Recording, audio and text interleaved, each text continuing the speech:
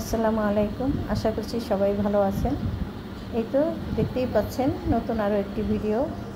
গত ভিডিওতে দেখিয়েছিলাম বেশ কিছু আম কেটে আমি শুকিয়ে রেখেছিলাম। তবে আম কেটে একদিন শুকনা দিলেই হয়ে যায় আচার তৈরির জন্য। তো আমগুলো আমি কিন্তু আজকে আচার তৈরি করে নিব। এখানে শুরুতেই দেখিয়ে দিলাম কি কি মশলা দিয়ে আমি আচারটা তৈরি করব। একেবারে সিম্পলভাবে আচার আমি আজকে বানিয়ে দেখাবো আপনাদেরকে, এবং সারা বছর সুন্দরভাবে সংরক্ষণ করে রাখতে পারবেন, কোনো প্রকারেই নষ্ট হবে না। এখানে আমি প্রথমে দিয়েছিলাম সরিষার তেল, তারপরে তেজপাতা, শুকনো মরিচ, রসুন। তো তেজপাতা না দিলেও চলে, কোনো অসুবিধা নেই। আর রসুন দিয়েছিলাম একটু আচারি ভাব বা ফ্লেভার আসার জন্য।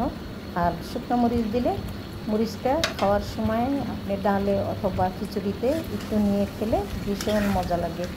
সেই কারণে কয়েকটা শুকনো মরিচ দিলাম, আর ফ্লেভার তো থাকছেই। আর এখানে সরিষা বাটা দিয়ে দিলাম, সামান্য সরিষা বাটা করে রেখেছিলাম। সেই সাথে কিছু পাঁচফোড়নও হালকা ভেজে গুঁড়া করে রেখেছি। পাঁচফোড়ন অল্প দিলেই ভালো হয়। এই তো পাঁচফোড়ন গুঁড়াটাও আমি এখানে দিয়ে দিলাম।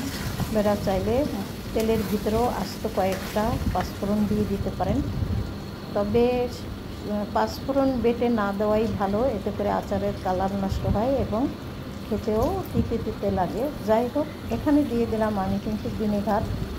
হোয়াইট ভিনেগারটা দিলে হয় কি, আচার বেশ কিছুদিন পর্যন্ত ভালো থাকে। আর সেই সাথে দিয়েছিলাম আমি চিনি, পরিমাণ মতো চিনি, লবণ, আর শুকনো মরিচের গুঁড়া দিয়েছি বেশ খানিকটা, সামান্য একটু হলুদ দিয়েছি, হলুদ না দিলেও চলে। যাই হোক, এখানে দেখতেই পাচ্ছেন আচারের কালার কত সুন্দর এসেছে, এবং সেই সাথে খেতে তো ভীষণ মজা হয়েছে। আমরা খেয়েছি, বেশ ভালো হয়েছে আচার বানানো। জানি না আপনাদের কাছে কেমন লাগবে, আপনারা কমেন্টস করে জানাতে পারেন। আরও একটা আচার আমি আপনাদের সাথে শেয়ার করছি। এই যে দেখতেই পাচ্ছেন দুইটা আচার বাড়তি আছে এখানে, একটা আছে অন্য মানে বানানো, আর এইটা হচ্ছে এই যে চামিচে দিয়ে যে দেখাচ্ছি জলপাইয়ের আচার। যখন জলপাই উঠেছিল প্রথম, মানে শুরুর দিকে বানিয়েছিলাম। আচারগুলো একদম সুন্দর আছে এবং ঠিকঠাক। এইভাবে আচার বানিয়ে রাখলে সারা বছরেও নষ্ট হবে না, তেল রোদেও দিতে হবে না, এমনিতেই ঘরে ভালো থাকবে। আপনারা চাইলে ছোট ছোট বয়াম ভরে নর্মাল ফ্রিজেও রেখে দিতে পারেন, কোনো সমস্যা নেই। আচার বানিয়ে রেডি করে রেখে তারপরে চলে আসলাম ছেলেকে নাস্তা তৈরি করে দিতে। যেহেতু আমি আচার বানিয়েছি আর আমাদের জন্য নাস্তা ঘরেই রেডি করা আছে, মানে ভাত পেয়ে গেছে, সেই ভাতই আমরা খাবো। ছেলে তো আর ঠান্ডা ভাত খাবে না, ওর জন্য একদম সিম্পল, মানে একদম অল্প সময়ের মধ্যে একটু নাস্তা তৈরি করে দিলাম। তো বনরুটি মানে পাউরুটি করা ছিল বাসাতে, তো এইটার ভিতরে আমি 2টা ডিম পোস্ট করে আমি ছেলেকে নাস্তা দিয়ে দিব। ছেলে কিন্তু শসা, টমেটো এবং পেঁয়াজ কোনো কিছুই পছন্দ করে না, বা মেয়োনিজ বা টমেটো সস কিছু ওরা পছন্দ করে না, সে কারণে আমি আর দিলাম না। ইচ্ছা করলে আপনারা এসব দিয়েও বানিয়ে খেতে পারেন। একদম ঝটপট করে নাস্তাটা তৈরি করে দিয়ে দিলাম, ছেলে খেয়ে নিল, বাস আমি তারপরে আমার অন্যান্য কাজ সারতে চলে গেলাম। এই তো দেখতেই পাচ্ছেন কোটা বাছা করতে চলে আসছি। এর আগে আমি কিন্তু ঘরের অনেক কিছু কাজ করেছি, যেহেতু ছেলেরা ঘরে ছিল সেহেতু আমি কিন্তু সেই কাজগুলো আর ক্যামেরা বন্দি করতে পারিনি, কারণ ছেলেরা একেবারে পছন্দ করে না ঠিক তা বলবো না, তবে ওরা বাসায় থাকলে আমার নানান রকমের কাজকর্ম থাকে, ওদের এটা চাই ওটা চাই, তো সেই ফাঁকে ফাঁকে আবার ক্যামেরা করা সম্ভব না। তো ছেলেরা যেহেতু এখন বের হয়ে গেছে আর রান্নারও সময় হয়ে গেছে, ভাবলাম রান্নাটা আগে শেষ করি, তারপরে যা হয় করা যাবে। তো রান্না করতে গেলে তো কাটা বাছা করতেই হবে, বসে বসে কাটতে পারি না বলে টেবিলে চলে আসলাম কাটা বাছা করার জন্য। তবে টেবিলেও কাটতে কিন্তু অত একটা সুবিধা না, যেহেতু আমার নর্মাল বটি, এখন তো সুন্দর সুন্দর বটি বের হয়েছে, তো সেই ধরনের বটি আমার নেই। আমি এইভাবেই কাটি, একটু কষ্ট হয়, তারপরেও বসে তার চেয়ে সুবিধা।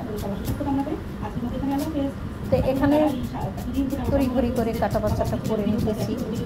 সিম্পল রান্নাবান্নাই করব, তত বেশি কিছু রান্না করব না, আর অত বেশি কাটা বাচ্চাও নাই, সে কারণেই টেবিলে বসে দাঁড়িয়েই কাটাকাটিটা সেরে নিলাম।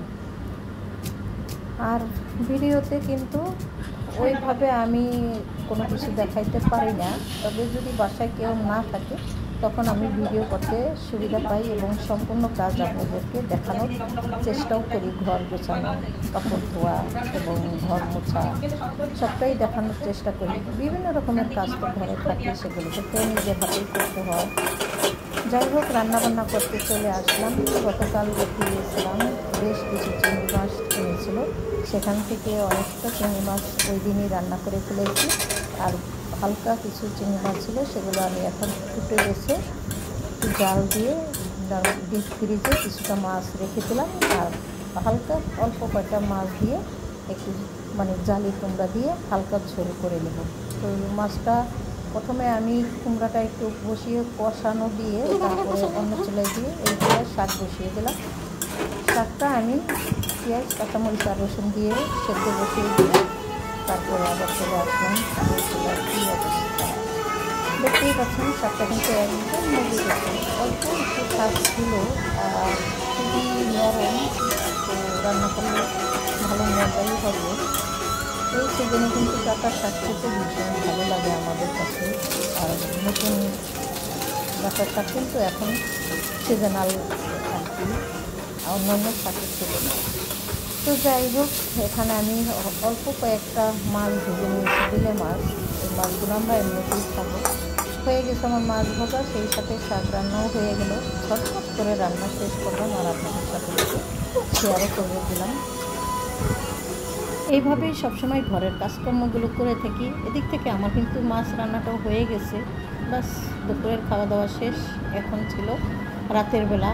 দেখেন কি ঝামেলা আমার জন্য নিয়ে আসছে, সাথে চিকেন এনেছে, সেই সাথে বনরুটি পাউরুটি, আর কিছু আম এনেছে, আর এনেছে পটল। যাই হোক, এখান থেকে বিদায় নেব আমি আপনাদের কাছ থেকে। সবাই ভালো থাকেন, আল্লাহ হাফেজ।